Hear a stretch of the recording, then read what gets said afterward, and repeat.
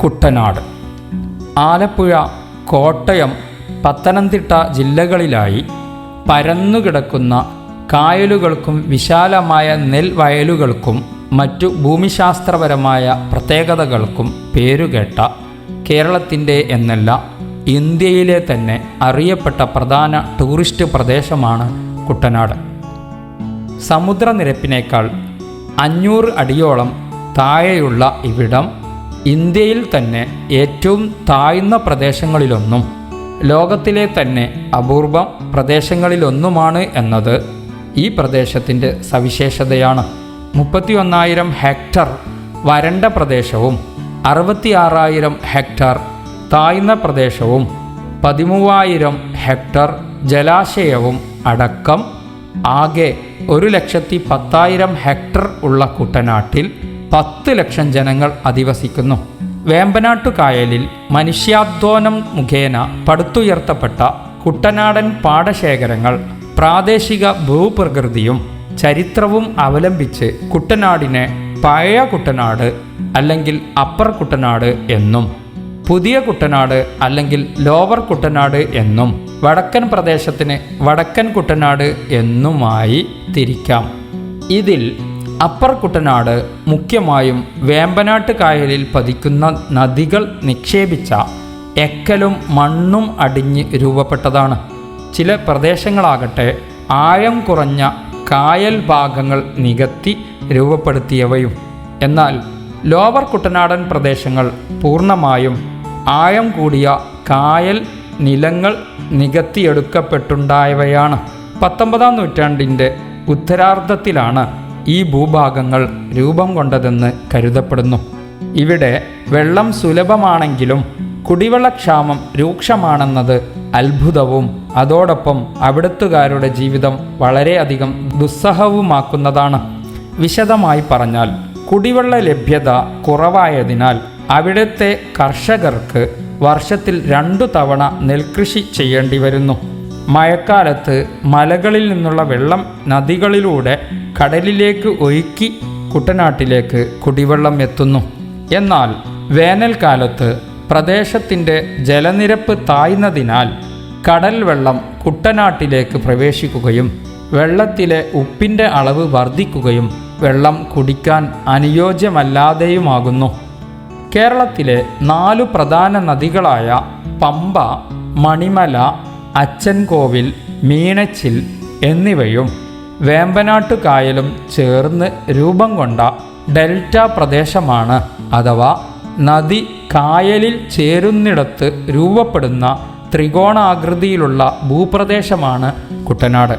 870 ചതുരശ്ര കിലോമീറ്റർ വിസ്തൃതിയുള്ള കുട്ടനാടിൻ്റെ അതിരുകൾ കൃത്യമായി നിർണയിക്കപ്പെട്ടിട്ടില്ലെങ്കിലും ആകെ 79 റവന്യൂ വില്ലേജുകളാൽ ചുറ്റപ്പെട്ടു കിടക്കുന്നു ഈ പ്രദേശം. കുട്ടനാടിൻ്റെ ഉൽപ്പത്തിയെക്കുറിച്ച് പല കേട്ടുകേൾവികളുമുണ്ടെങ്കിലും ചുട്ടനാട് എന്നത് കുട്ടനാട് ആയി മാറി എന്നതാണ് അതിൽ പ്രധാനപ്പെട്ടത്. അതായത് അതിപുരാതന കാലഘട്ടത്തിൽ നിബിഡ വനമായിരുന്ന ഈ പ്രദേശം കാട്ടുതീ പോലെയുള്ള കാരണങ്ങളാൽ ചുട്ടരിക്കപ്പെട്ടു എന്നും പിന്നീട് ഈ പ്രദേശം സമുദ്രത്താൽ മൂടപ്പെട്ടു പോയി എന്നും കാലാന്തരത്തിൽ സമുദ്രം പിൻവാങ്ങിയപ്പോൾ അവശേഷിച്ച പ്രദേശമാണ് ഇന്ന് കാണുന്ന കുട്ടനാട് എന്നുമാണ് കുട്ടനാടൻ നിലങ്ങളിലെ ഉയർന്ന ജൈവാംശവും പല സ്ഥലങ്ങളിലും മണ്ണിൽ കാണപ്പെടുന്ന കറുത്ത മരങ്ങളുടെ അവശിഷ്ടങ്ങളും ചുട്ടനാടാണ് പിന്നീട് കുട്ടനാടായതെന്ന അറിവിലേക്ക് വിരൽ ചൂണ്ടുന്നു. ഇപ്രകാരം മഹാഭാരതത്തിലും പരാമർശിക്കപ്പെട്ടിട്ടുണ്ട്. കുട്ടനാടിൻ്റെ മണ്ണിൽ ആഴത്തിൽ കുഴിച്ചാൽ കൽക്കരി കാണാൻ കഴിയുമെന്ന് റിപ്പോർട്ടുണ്ട്. മാത്രവുമല്ല ഇവിടുത്തെ ചില പ്രാദേശിക നാമങ്ങളും കരിയിൽ അവസാനിക്കുന്നു. അതിൽ ചിലത് നമുക്ക് നോക്കാം. രാമങ്കരി, ഊരുക്കരി, മിത്രക്കരി, മാമ്പുഴക്കരി, കൈനക്കരി, ചെന്നങ്കരി എന്നിവയാണ്. എന്നാൽ ശ്രീബുദ്ധൻ്റെ തദ്ദേശീയമായ വിളിപ്പേരായ കുട്ടൻ എന്നതിനാൽ കുട്ടൻ്റെ നാട് ആണ് കുട്ടനാട് ആയതെന്നാണ് കരുമാടിയിലുള്ള കരുമാടിക്കുട്ടൻ എന്ന ബുദ്ധവിഗ്രഹത്തിൻ്റെ സാന്നിധ്യം ഈ വിശ്വാസത്തെ സാധൂകരിക്കുന്നുവെന്നും ഒരു കൂട്ടർ വാദിക്കുന്നു. ഇവ രണ്ടും നിഗമനങ്ങളും ഐതിഹ്യങ്ങളുമാണെങ്കിലും ചരിത്രപരമായി പരിശോധിക്കുമ്പോൾ കേരളത്തിലെ പുരാതന തുറമുഖങ്ങളിലൊന്നായിരുന്ന കോട്ടയം ജില്ലയിലെ വയസ്കര, പത്തനംതിട്ട ജില്ലയിലെ കടപ്ര, ആലപ്പുഴയിലെ ചങ്ങനാശ്ശേരിക്കു സമീപമുള്ള വായപ്പള്ളി, തിരുവല്ലയ്ക്ക് സമീപമുള്ള നക്കട എന്നിവ കുട്ടനാടിൻ്റെ ഭാഗമായിരുന്നു എന്നും ഇവ പിന്നീട് തുറമുഖങ്ങളല്ലാതായതിനാൽ സമുദ്രം ഈ ഭാഗങ്ങളിൽ നിന്നും പിൻവാങ്ങിയ ശേഷവും ലോവർ കുട്ടനാടൻ പ്രദേശങ്ങൾ ജലത്താൽ മൂടപ്പെട്ടു പോന്നു. ഇങ്ങനെയാണ് ഈ പ്രദേശം രൂപപ്പെട്ടത് എന്ന് കരുതപ്പെടുന്നു. സഞ്ചാര ചരിത്രകാരനായിരുന്ന ടോളമി, പ്ലീനി മുതലായവരുടെ രചനകളിൽ കുട്ടനാടിനെ കൊറ്റനാര എന്നാണ് സൂചിപ്പിച്ചിട്ടുള്ളത്. കുട്ടനാട്ടിലെ പ്രാചീന തുറമുഖങ്ങളായിരുന്ന ഇപ്പോഴത്തെ പുറക്കാട് ആയ ബരാക്കെ, നക്കട എന്നിവിടങ്ങളിൽ നിന്നും വൻതോതിൽ കുരുമുളക് കയറ്റി അയച്ചിരുന്നതായി ഇവരുടെ സഞ്ചാരരേഖകൾ സൂചിപ്പിക്കുന്നു. തടാകങ്ങൾ, കനാലുകൾ, നദികൾ, അരുവികൾ എന്നിവയാൽ ചുറ്റപ്പെട്ട തിളങ്ങുന്ന ജലപാതകളുടെ അതിശയകരമായ ഇവിടെ ഇടതൂർന്ന ഉഷ്ണമേഖലാ പച്ചപ്പ് നിറഞ്ഞ കേരളത്തിലെ ഗ്രാമീണ ജീവിതശൈലികളിലേക്ക് നേർക്കാഴ്ച നൽകുന്നു. കായൽ പർദീസയും കേരളത്തിലെ കായൽ ക്രൂയിസിന് അനുയോജ്യവുമായ സ്ഥലവുമാണ് ഇത്. ആലപ്പുഴയിൽ നിന്ന് 1 മണിക്കൂർ ബോട്ട് യാത്ര ചെയ്ത് എത്തിച്ചേരാനാവുന്ന വേമ്പനാട്ട് കായലിലെ ഈന്തപ്പനകൾ നിറഞ്ഞ നിരവധി ചരിത്രപരമായ കൊളോണിയൻ കെട്ടിടങ്ങളും ബീച്ചും ഉൾക്കൊള്ളുന്ന പാതിരാമണൽ ദ്വീപ് ഇതിൽ ശ്രദ്ധേയമായ കാഴ്ചകളിലൊന്നാണ്. കഥകളി എന്ന ക്ലാസിക്കൽ നൃത്തനാടകത്തിന് പുറമെ മലയാള സാഹിത്യത്തിനും സിനിമയ്ക്കും കുട്ടനാട് നൽകിയ സംഭാവന വളരെ വലുതാണ്. പത്മശ്രീ വൈക്കം മുഹമ്മദ് ബഷീർ, ജ്ഞാനപീഠം നേടിയ നോവലിസ്റ്റ് തകഴി ശിവശങ്കരപ്പിള്ള, കവി ഡോക്ടർ കെ അയ്യപ്പ പണിക്കരും നാടകാചാര്യനായ കാവാലം നാരായണ പണിക്കരും അദ്ദേഹത്തിൻ്റെ സംഗീതജ്ഞനായ മകൻ കാവാലം ശ്രീകുമാറും ചലച്ചിത്രകാരൻ ജോൺ എബ്രഹാമും പ്രശസ്ത ചലച്ചിത്ര നടൻ നെടുമുടി വേണുവും വിനയനും തുടങ്ങി പ്രമുഖ കഥകളി വക്താക്കളായ മാങ്കൊമ്പ് ശിവശങ്കരൻ പിള്ള, മാത്തൂർ ഗോവിന്ദൻകുട്ടി, തലവടി അരവിന്ദൻ, ഫാക്ട് പത്മനാഭൻ, കലാമണ്ഡലം ഷൺമുഖൻ തുടങ്ങി അനേകം പേർ ഈ നാടിൻ്റെ സന്തതികളാണ്. ലോകഭൂപടത്തിൽ ആലപ്പുഴക്ക് ഇടം ലഭിക്കാൻ കാരണമായത് പ്രധാനമായും 3 മേഖലകളിലാണ്. ഒന്ന്, ടൂറിസം മേഖല. ചെറുവള്ളങ്ങളും ശിഖാരകളും ഹൗസ് ബോട്ടുകളും പരന്നുകിടക്കുന്ന കുട്ടനാട്ടിലെ കായലുകളിലൂടെ പച്ചപ്പ് ആസ്വദിച്ചുള്ള സഞ്ചാരം ഏതൊരാൾക്കും പ്രത്യേക അനുഭൂതി സമ്മാനിക്കുന്നതും വളരെ അത്ഭുതപ്പെടുത്തുന്ന പ്രതിഭാസവുമാണ്. വെള്ളത്തിലൂടെ മാത്രമല്ല, കുട്ടനാട്ടിൻ്റെ പടിഞ്ഞാറ് ആലപ്പുഴയും കിഴക്ക് ചങ്ങനാശ്ശേരിയും തമ്മിൽ ബന്ധിപ്പിക്കുന്ന ആലപ്പുഴ ചങ്ങനാശ്ശേരി റോഡിലൂടെ സഞ്ചരിച്ചാൽ ഇരുവശത്തെയും ഗ്രാമഭംഗിയും മാറുന്ന നാട്ടിൻപുറങ്ങളും കണ്ട് ഗ്രാമങ്ങളിലേക്കും സഞ്ചാരികൾക്ക് കടന്നു ചെല്ലാം. പ്രത്യേകിച്ച് നെല്ല് കൊയ്യുന്ന സമയത്ത് പാടത്ത് കർഷക തൊഴിലാളികളെയും അവരുടെ പ്രത്യേക കൃഷിരീതികളെയും മനസ്സിലാക്കാം. ഇവിടുത്തെ പാടങ്ങൾ കൃഷിയിടം മാത്രമല്ല, വിവിധ തരം പക്ഷികളുടെയും മറ്റ് ചെറിയ ജീവികളുടെയും ആവാസ വ്യവസ്ഥ കൂടിയായതിനാൽ ദേശാടന പക്ഷികളെയും ഇവിടങ്ങളിൽ യഥേഷ്ടം കാണാം. ഇതെല്ലാം ടൂറിസ്റ്റുകൾക്കും പഠിതാക്കൾക്കും സന്തോഷം നൽകുന്നതാണ്. 1813 കേണൽ മൺറോ സ്ഥാപിച്ച പല്ലോമിലെ ഈ ക്രൂയിസിലെ തന്നെ ആദ്യ സ്റ്റോപ്പ് മൺറോ ലൈറ്റ് ഹൗസ് ഒരു എഞ്ചിനീയറിംഗ് വസ്തുവിദ്യ അത്ഭുതമായി കണക്കാക്കപ്പെടുന്നു. കായലുകൾക്ക് ചുറ്റുമുള്ള വയലുകളിൽ വെള്ളയും ചുവപ്പും നിറത്തിലുള്ള വാട്ടർ ലില്ലികൾ നിറഞ്ഞ ഈ പ്രദേശത്തിൻ്റെ ആരെയും മോഹിപ്പിക്കുന്ന പ്രകൃതി ഭംഗി കിഴക്കിൻ്റെ വെനീസ് എന്ന പേര് സമ്മാനിച്ചു.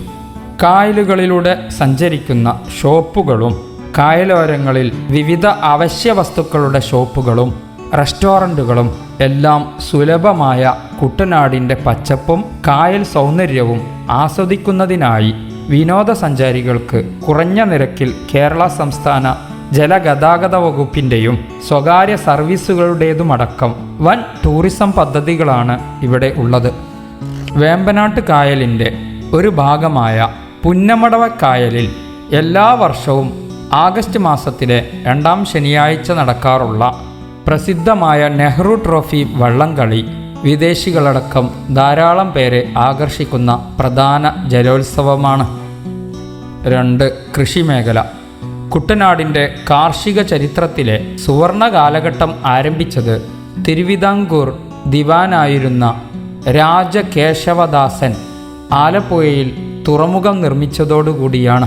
പശ്ചിമഘട്ട മേഖലകളിൽ വൻതോതിൽ ഉൽപ്പാദിപ്പിക്കപ്പെട്ടിരുന്ന സുഗന്ധവ്യഞ്ജനങ്ങൾ ഉൾപ്പെടെയുള്ള കയറ്റുമതി പ്രാധാന്യമുള്ള കാർഷിക വിളകൾ ആലപ്പുഴ തുറമുഖത്ത് എത്തിക്കപ്പെട്ടത് കുട്ടനാടൻ ജലാശയങ്ങളിലൂടെയായിരുന്നു.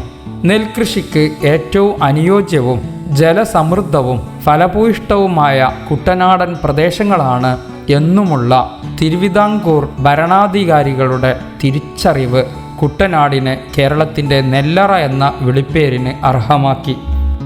കേരളത്തിൻ്റെ ഭൂവിസ്തൃതിയുടെ 4.2% മാത്രം വരുന്ന കുട്ടനാട്ടിൽ കേരളത്തിലെ മൊത്തം ജനസംഖ്യയുടെ 8% ഉൾക്കൊള്ളുന്ന ഇവിടെ പ്രതിവർഷം 2.5 ലക്ഷം ടൺ നെൽ ഉൽപ്പാദിപ്പിക്കുന്നുണ്ട്.